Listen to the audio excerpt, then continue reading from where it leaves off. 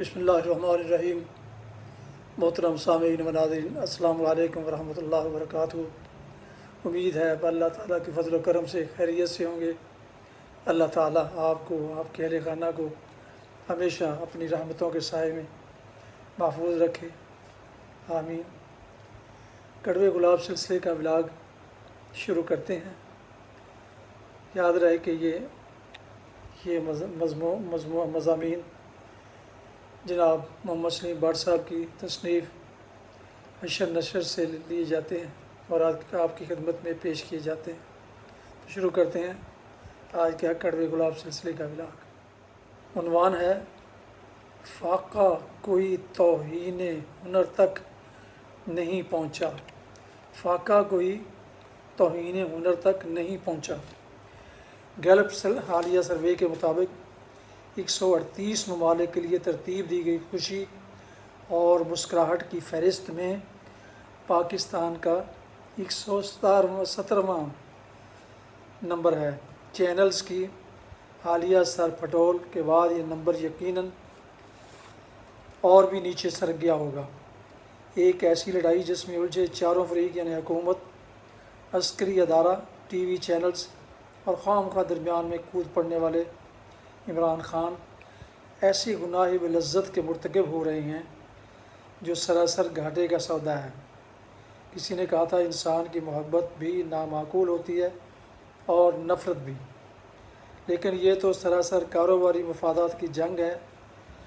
اب پاکستانی عوام اتنے بھولے بھی نہیں ہیں کہ انہیں ادراک نہ ہو سکے کہ کل تک اپنے چینل کے ذریعے بھارتی ثقافت اور فحاشی کا زہر پاکستانی معاشرے کی رگوں میں اتارنے والے کیبل آپریٹرز کے پیٹ میں یکا یک جذبہ حب الوطنی اور اسلامی اقدار کا تحفظ کا مروڑ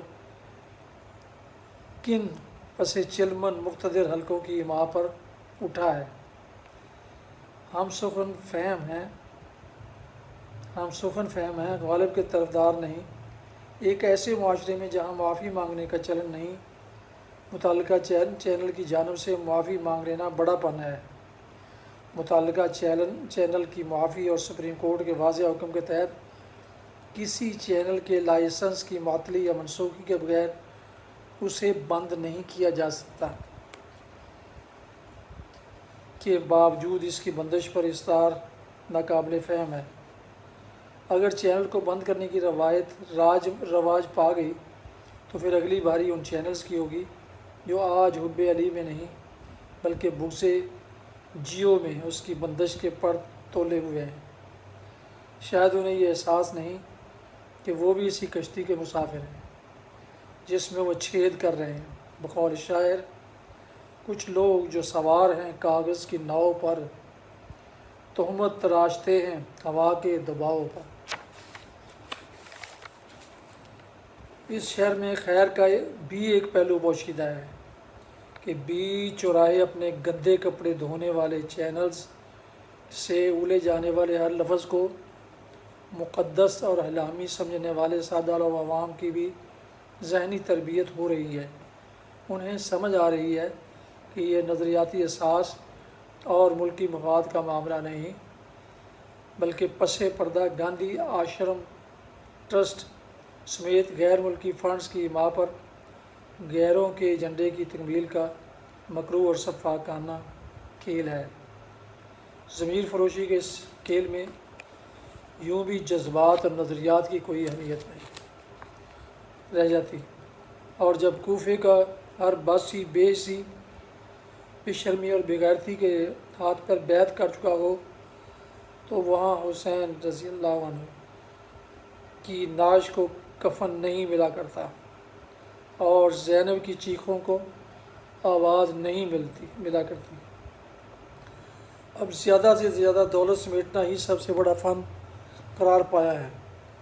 کئی ناقدین وقت چینل اور نوائے وقت اخبار کو نئے زمانے کے تقاضوں سے ناآشنا رہنے اور ترقی کی دوڑ میں پیچھے رہ جانے کا طعنہ دیتے رہے ہیں، لیکن میڈیا پر جاری اس باہمی جوتم پیزار کو دیکھ کر ہر درد مند پاکستانی کو یقیناً صحافت کے معتبر ترین نام جناب مجید نظامی مرحوم کے تدبر، نظریاتی وابستگی اور قومی و اخلاقی اقدار کو محض چند سکوں کے عوض گروی نہ رکھنے پر فخر، اطمینان اور شکر ادا کرے گا کہ الحمدللہ مفاد پرستی کی سندھی اور پاگل دوڑ میں وہ شامل نہیں ہیں۔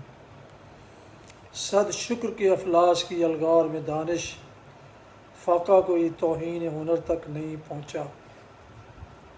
اس تمہید کے بعد آئیے ذرا گہرائی میں جا کر ان عوامل کا جائزہ لینے کی کوشش کریں جن کے باعث آج حالات اس ڈگر کو پہنچے ہیں۔ بے لگام آزادی کسی بھی معاشرے کو جنگل بنا دیتی ہے۔ آزادی سے آوارگی تک کا یہ سفر 2006 میں 80 سے زائد چینلز کو لائسنس ملنے کے بعد شروع ہوا اور معاملات یہاں تک آ پہنچے کہ کسی شریف انسان کی پگڑی اچھالنے میں یہ چینلز ایک دوسرے پر سبقت لے جانے کی کوشش کرتے رہے، اور آج جو صورتحال کا انہیں سامنا ہے اسے آسان الفاظ میں مکافات عمل کہا جا سکتا ہے۔ یہ چینلز کے سیٹھوں کی جنگ ہے جس سے اخلاقیات کا دور دور تک کوئی تعلق نہیں۔ سب سے بڑا ٹارگٹ ریٹنگ، بریکنگ نیوز، اشتہارات اور غیر ملکی فلمیں، گانے دکھا کر عوام کو اپنی جانب متوجہ کرنا ہے۔ تین چیزیں جو ان چینلز کی چھابڑیوں پر سب سے زیادہ فروخت ہوتی رہی ہیں، ان میں فحاشی، مذہب اور فساد شامل ہے۔ طریقہ واردات بہت سادہ ہے۔ 2-3 فسادی سیاستدانوں کو آمنے سامنے بٹھا کر ان کے مابین تیزابی گفتگو کروا دی جاتی ہے۔ دوسری چھابڑی میں مذہب کا سودا بیچا جاتا ہے۔ 2-3 نامور علماء کرام کو بلایا جاتا ہے۔ کیا زنانہ کالجز میں جینز پہننے کی اجازت دی جا سکتی ہے؟ اسلام میں موبائل فون جائز ہے کہ ناجائز؟ کیا دوسری شادی کے لیے پہلی بیوی سے اجازت لینا ضروری ہے؟ اور اس کے بعد چل سو چل۔ یہ چینل یہاں سے فارغ ہوتے ہیں تو پھر ان کا سب سے مضبوط سہارا فحاشی ہوتی ہے۔ میرا، پوجا بھٹ، سوناکشی سنہا اور وینا ملک کے ساتھ چسکے دار گفتگو کے ذریعے سفلی جذبات کی تسکین۔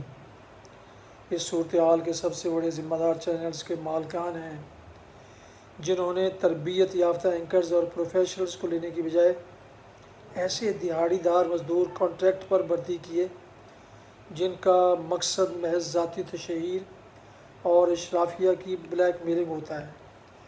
اپنے پیشوں میں ناکام رہنے والے ان لوگوں نے چینلز کو یرغمال بنا لیا اور اس کے بعد اگر کوئی کسر باقی تھی تو وہ مارننگ اور کوکنگ شوز نے پوری کر دی۔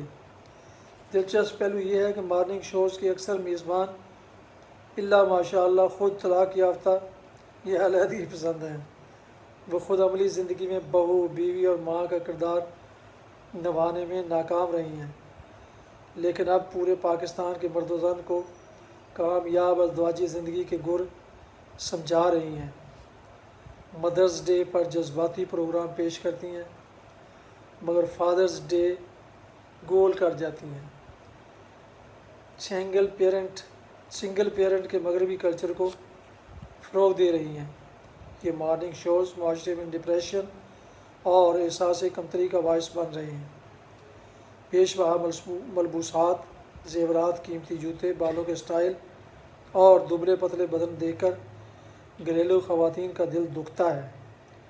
غریب لڑکیاں امیر شوہروں کے خواب دیکھنے لگتی ہیں۔